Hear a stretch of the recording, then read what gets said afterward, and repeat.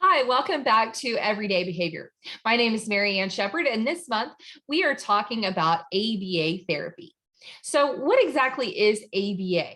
If you have a child who's been diagnosed with autism or have a close family member or friend who has a child who has autism, you might have heard the term ABA or ABA therapy. So what exactly does ABA stand for? ABA stands for Applied Behavior Analysis. Applied behavior analysis, back in 1968, some researchers published an article in one of our scientific journals called Some Current Dimensions of Applied Behavior Analysis. And in that article, they detailed out 6 foundational principles of ABA, or for something to be part of applied behavior analysis. And so when we're looking at those 6 principles, those are kind of the foundational principles for applied behavior analysis. But really, in the simplest term, ABA is the science of how individuals learn and behave.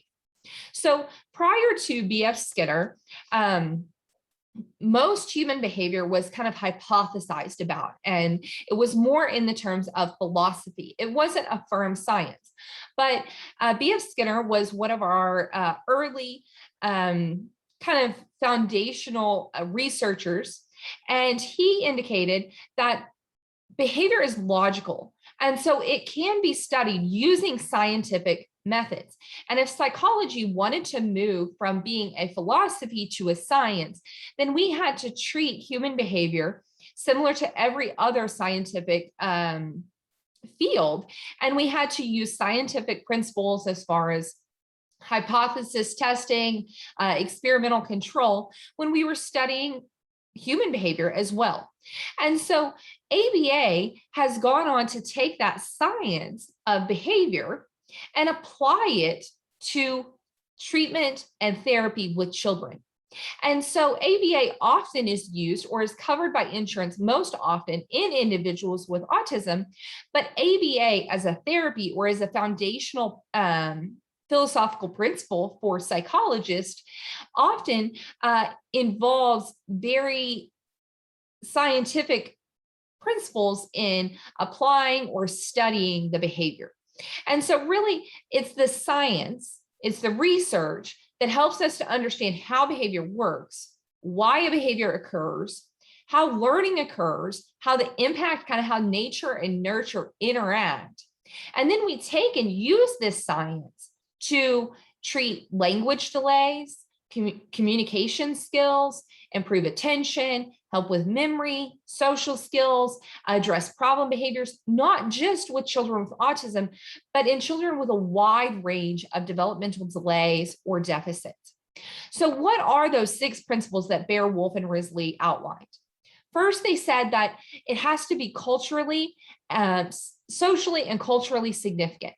So ABA has to work to improve those things that are meaningful to the child and to their family. It has to be applied. So it has to be working on things that we are working on with the child, things that they do in their daily life. So we're applying this science to human behavior. It has to be based on behavior, what humans do, how we interact and how we behave. We have to be data driven. So we have to use things like measurable behavior. So we can't just say, I think the behavior improved, but we have to show graphically that the child's behavior is progressing in a number of ways.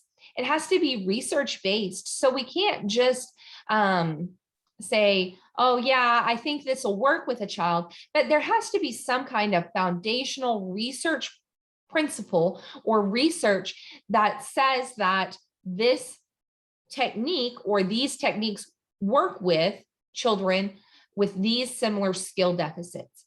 And if there isn't a research base for it, then we have to treat it like we're doing research in collecting pre-intervention data, intervention data, post-intervention data, generalization data. We have to collect data to show that exactly what we did, that intervention, what we're doing with the child is what's changing the behavior. It's not some other variable. It has to be meaningful change. And so it can't be, well, they decreased in their tantrums from 5 a day to 4 a day. Well, yeah, that's great, but really you need to decrease their tantrums to 1 a day or 1 a week. So it has to be meaningful. It has to help the child or families work towards goals that are meaningful to them. It has to be measurable. So we have to track over time that we can see that that behavior is changing. And like I said, with that data-driven, typically that's done through graphic analysis, but also setting clear goals. So ABA always sets clear goals and then measures those goals, the child's daily progress towards each of those goals, so that we can see that the child is making measurable, meaningful, data-driven change. And also, when we're working on these goals, it's great to learn them in an applied setting, as far as in a therapy setting or in the classroom or maybe even in the home.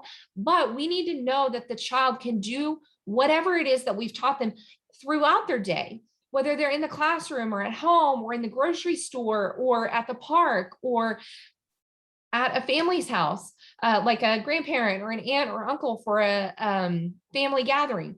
We need to know that they can engage in these behaviors across many settings.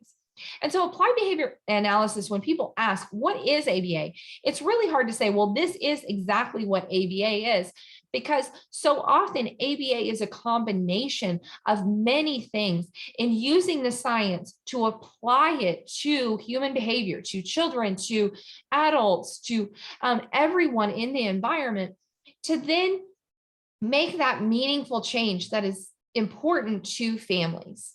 I hope that this has kind of given you a little bit of a guide into what ABA is without going back and reading that article. However, if you do want to read that article, it's a very informative article that is important to individuals. Even though it was written back in 1968, there are 2 articles that go with it, but it's titled Some Current Dimensions of Applied Behavior Analysis. It was written by Bear, Wolf, and Risley, and the first article was published in 1968. So you can definitely Google that to find additional information on kind of where did ABA get started. I hope that you found this information helpful. If you would like more information, I do ask that you subscribe to any of our channels for updates and things that are going on. We do have a YouTube channel, we have a Facebook and an Instagram channel, and hopefully soon we will have a podcast channel. And so you can subscribe to any of those by searching for Everyday Behavior with Dr. Mary Ann. Thank you so much for coming, and we look forward to the next series.